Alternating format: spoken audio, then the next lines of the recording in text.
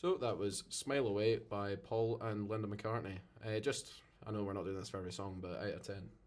Out of 10. That song, solid 7. I think that's low. I Really? think that's really low. I think there's better on Ram. Oh, definitely, yeah. So I think that's good. But Ram, yes, this album is off of Ram, released in 1971 in May. Paul Recorded in McCart- Scotland. Yes, in Scotland, in his farm in Scotland. Yep. And it was his second Post-Beatles. Post-Beatles, yes. Which his first one, McCartney won. Also that kind of lo-fi, not really professionally recorded kind of thing. Whereas, this one was just done in his farm in Scotland, which is really cool. It's really lo-fi, it kind of... indie. A lot of people do say it's the first ever indie album. Well, yeah. I always say it's my favourite McCartney album, but then I always change my mind, so I don't know. But it's top 3 for sure. And we'll have something from Love in Song, that's off Venus and Mars. Yes. So I'd say that's maybe my 4th favourite album, maybe my 3rd, I don't know. But it's the 12th track on the album, so I think it's actually closing the album. But I'd say it's a lot lighter and sillier. It goes quite well with Monkberry Moon Delight, where a lot of the lyrics are really daft and don't make much sense. But I think McCartney has spoken about how he was actually just very excited to sort of get that part of his career going and stay away from the Beatles. What are you grinning at? I have to correct you here, it's track 6. Oh, ChatGPT was lying to me then. I trust in the AI, don't trust it. I know, I googled it while the song was playing. Oh well, thanks a lot for that. Thanks mate, that's great. Well, you want to move on to our next track? Yeah, absolutely. Is by the one and only Neil Young, off of his 1972 album, Harvest. This is Old Man. Yeah. By Neil Young. Fun fact, Harvest Moon, the song off Harvest, is Neil Young's only #1 hit. Really? Yeah. I found that really surprising, because he's such like a big name. Yeah, it's classic. He's just get classic after classic. Even Buffalo Springsteen, the band he was in before he did his solo stuff. Perfect, right, so it's Old Man by Neil Young, so we'll get that on for you now. Enjoy.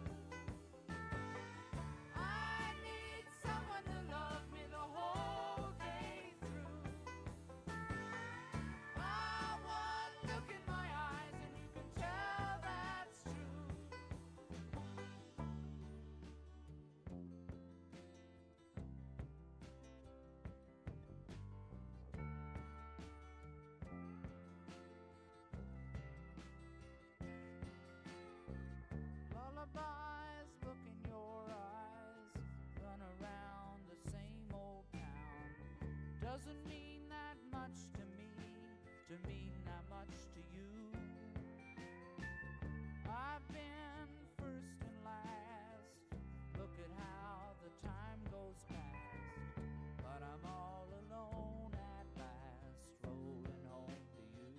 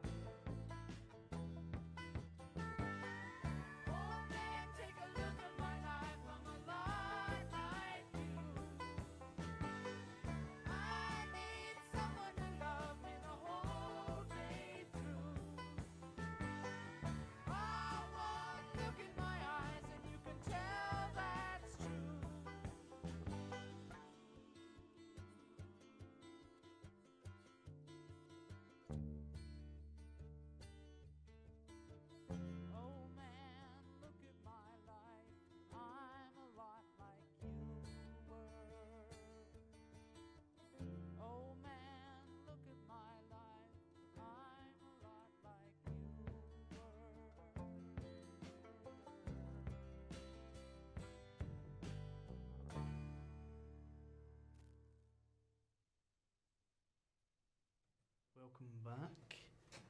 That was Old Man by Neil Young, who was supposed to be playing in Bell Houston Park this year, but it got cancelled. Yeah, you hate Shouldn't to have see even that. played him. I know. I know.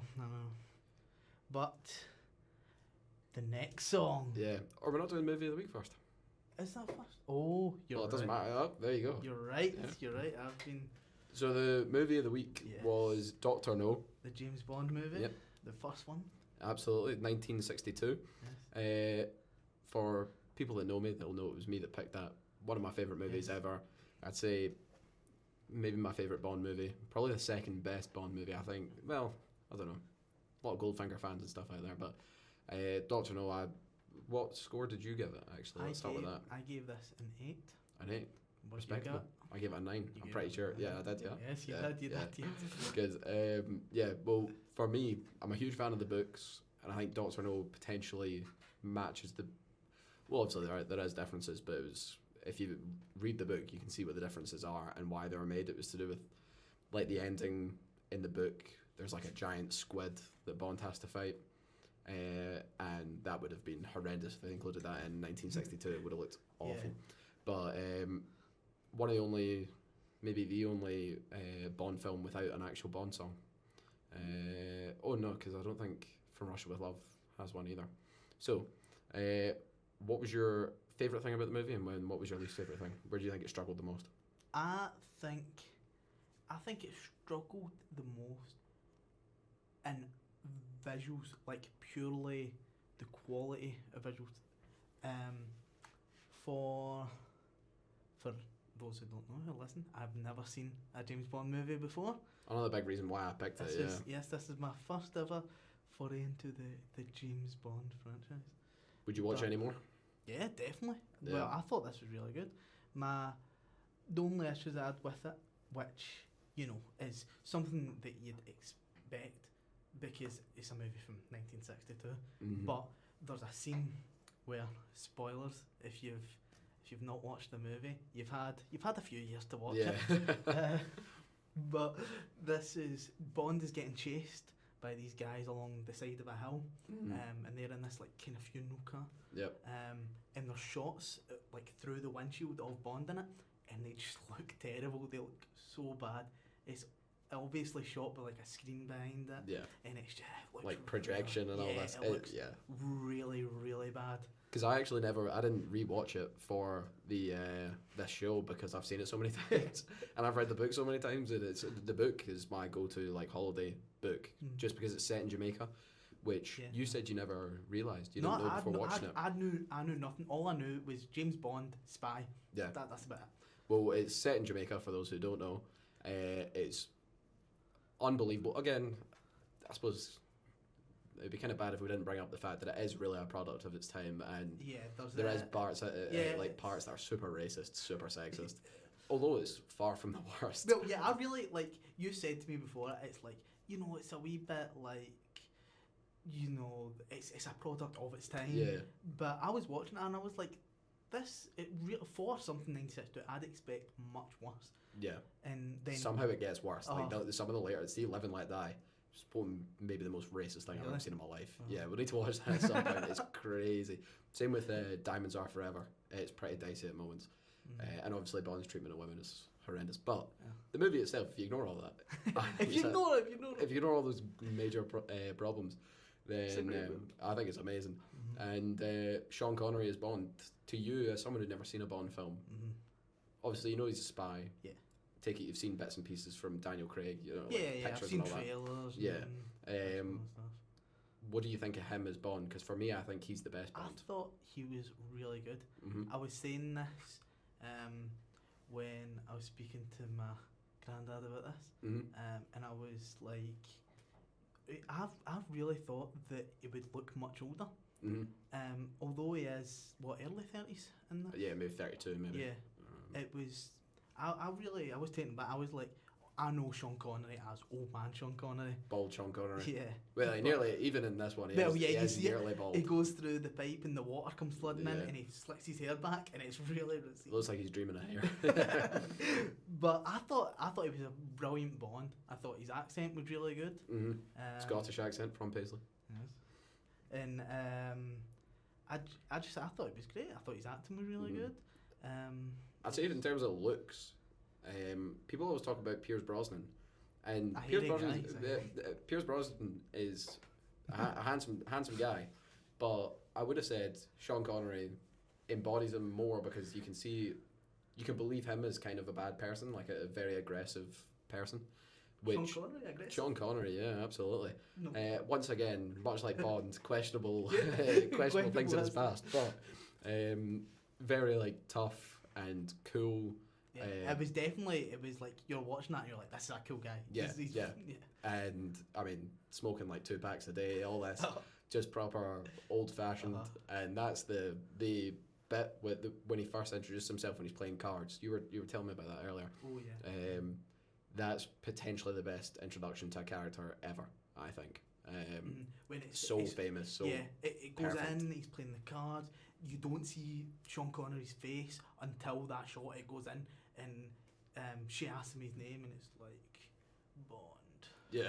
James Bond. But that's for me. I know this is kind of silly and it doesn't really mean anything in terms of the movie, but an issue I have with it is there's no cool cars in it. Well, yeah, that's the big thing. It's like the Bond cast. Yeah, That's like, he doesn't have it. It's Goldfinger where he gets the Aston Martin. I'm pretty sure that's the first one he has. I don't think he's got one in Thunderball. Or maybe Goldfinger came first. I can't The remember watch, off he's the top got of my the head. watch. Yeah, he's wearing a Rolex Submariner or something in Yeah. Doctor No, I think. Because Bond then, I think since Pierce Brosnan's first movie, maybe his second, they moved from Rolex to Omega. I think he has worn Omega throughout, like maybe the 70s and 80s here and there, but Sean Connery, it's Rolexes. But I do think it's just the perfect introduction to that character. And if I would recommend the books to anybody, even though they're like written in the early 50s, maybe even some of them in the late 40s, I do think it's the perfect, easy reading. It doesn't read like something. 1958, the book. 1958. That's what my notes say. Ooh. Unless I've Well, written no, that down. I'll take your word for it. Yeah. I thought Not they were. double checked. I thought they were older than that, but they really read like something much newer and simple. It's like Sherlock Holmes, how they're actually quite easy to read, but then that times 10. I find them really hard to put down.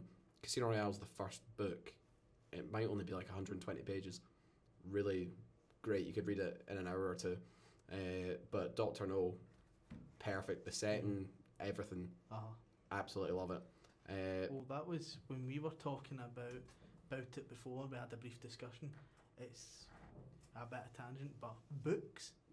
One of the things that is just they're timeless. Yeah. Like you read a book for the 30s, you read a book for the 1880s, Yeah. and you can still read just as well.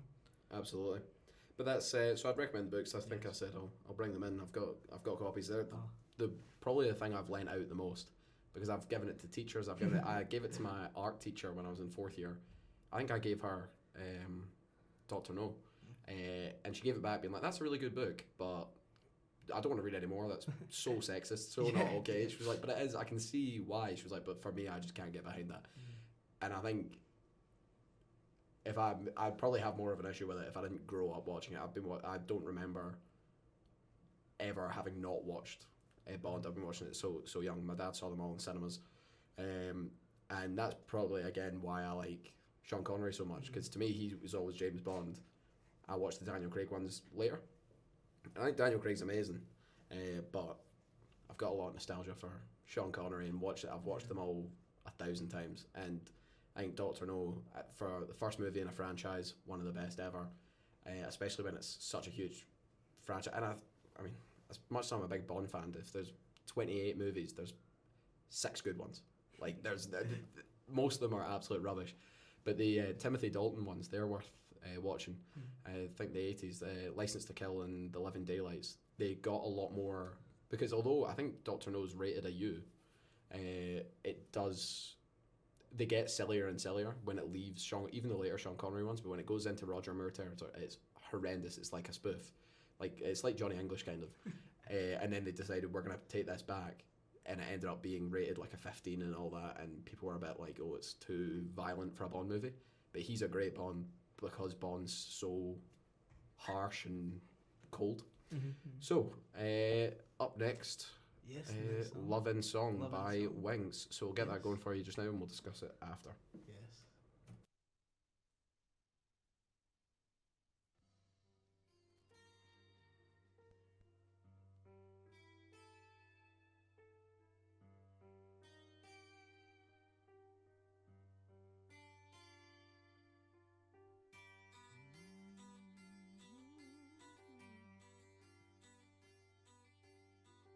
My heart cries out for love and all that goes with loving. Loving song, loving song. My, you're so fine when love is mine. I can't go wrong. Loving song, loving song.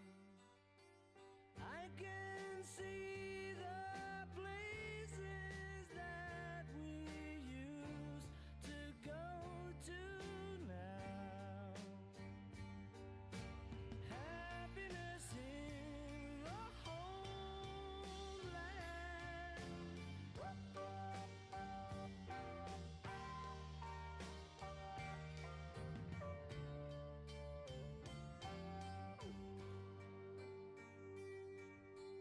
Happiness in the homeland. My eye cries out a tear stillborn misunderstanding. Love and song, love and song. I can see the places that we used to go to now. Happiness in the homeland.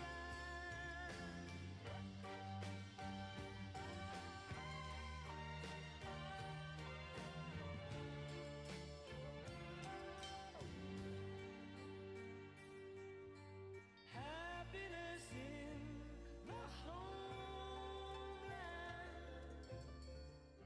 My, you're so fine when love is mine. I can't go wrong. Loving song, loving song, loving song.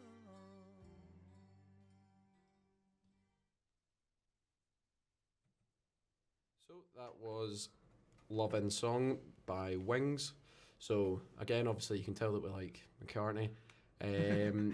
So it's off Venus and Venus Mars, and which Mars. I'd say is potentially Wings' most underrated. I'd say album. it's the most underrated. It Yeah. has just a stacked lineup.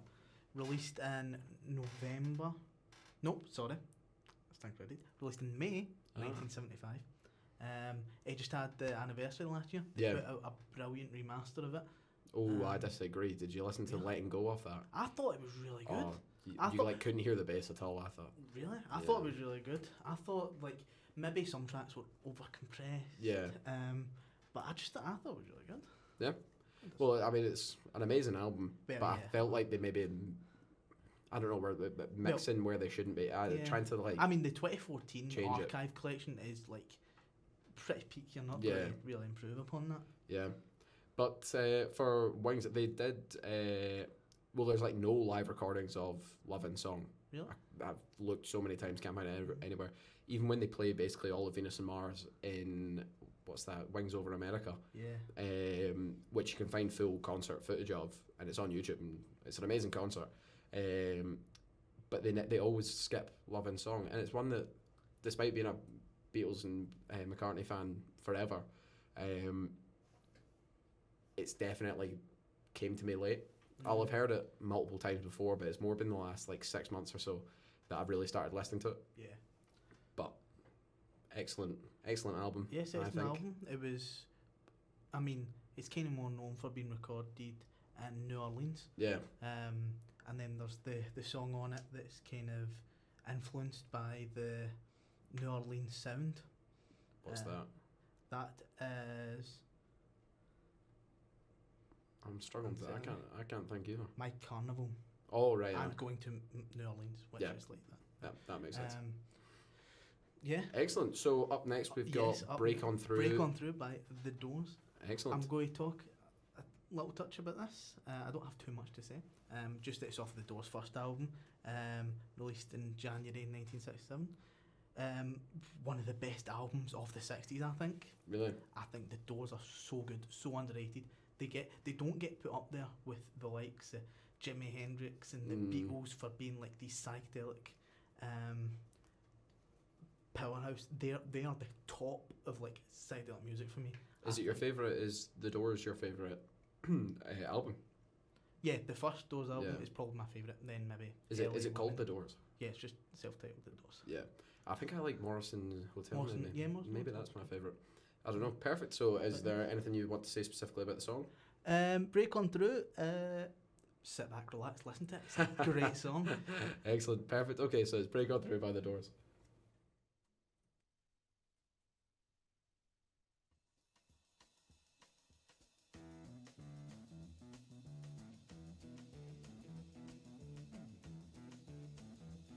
You know the day destroys the night, night divides the day. Try to run, try to hide, break on through to the other side, break on through to the other side, break on through to the other side, yeah.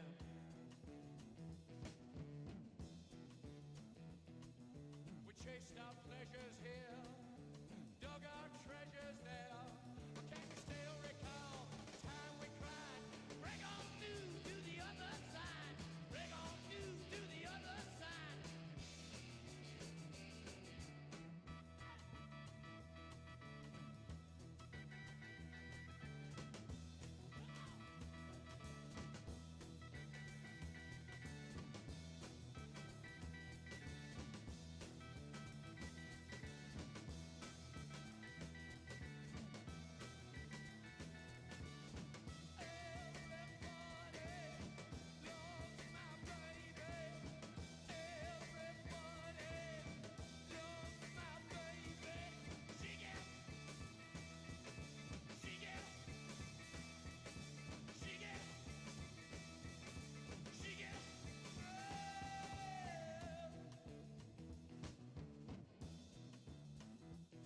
I found an island in your arms, country in your eyes, arms are chainless, eyes are light.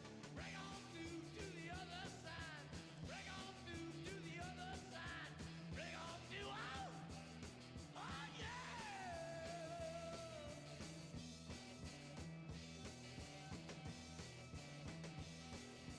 Wait to see, week to week, day to day, hour to hour, day to string, deep and wide.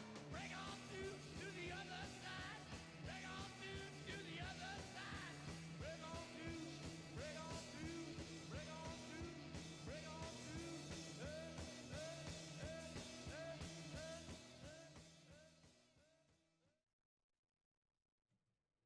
Welcome back. That was Break On Through by The Doors, off of The Doors. Who would have thought? Yes, excellent. So now we talk about the big song, the opener of our album of the week, Highway 61 Revisited by Bob Dylan. It's Like a Rolling Stone. I think this is Dylan's best song. Yeah, maybe. Yeah. It's not my favourite, but it may be the best. Yeah. It's not my favourite. My favourite is probably Ballad of Thin Man. But I think this is just, for everything, it doesn't pull any punches. This is a Dylan song through and through. It's the lyricism perfect. it's the political coming from the folk, and then opening this album. People are already hating on bringing it all back home. He's went electric, and then you put this on, and well, you'll hear it. Yeah. It'll start, and you're blown away. It's mental. It's crazy the change that, or like the turn that his career took. And there's live videos of Dylan playing this, and I think it's his voice really works for it. Oh yeah. Despite the fact his voice is pretty terrible, and I think it always has been. I think he's not a traditional, he's no Frank Sinatra. Yeah. But I think that his voice is, well, I'm a sucker for like a really bad voice. Someone like maybe John when he's doing some of that weirder stuff. I suppose John Dylan, Lennon's similar, where he's not got like a classic singing voice. Yeah, someone that does work. Les Claypool from Primus, he's got a bad voice. Yeah, but I think it really it suits what he does, because it's not about the music as much as it is everything else around it that really makes it. Absolutely. But I have an interesting fact for you for this song. The man who plays the organ on this, the organ riff that goes through this, a quintessential part of this song. It is really, it makes it. Al Cooper is who played it. He was invited in to sit in the session and just watch. Went on the organ and he played it. And Dylan didn't pull him up on it.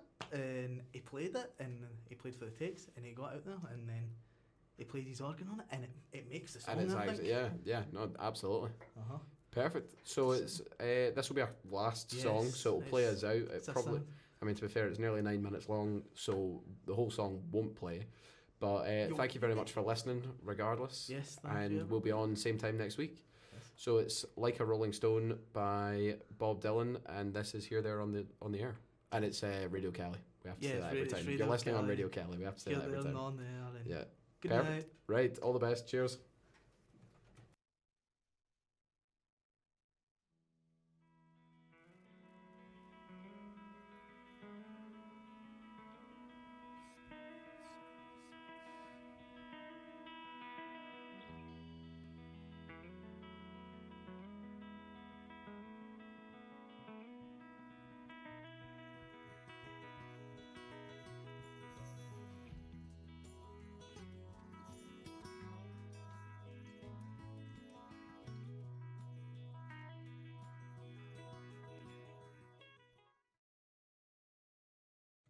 That was a technical issue. That is not the right Like a Rolling Stone. That was a sore one. Yes. Luckily we're still here when we look out the door. So this time it is Like a Rolling Stone by Bob Dylan. We hope. If not, we're leaving it. Yes. Right. So cheers. Bye.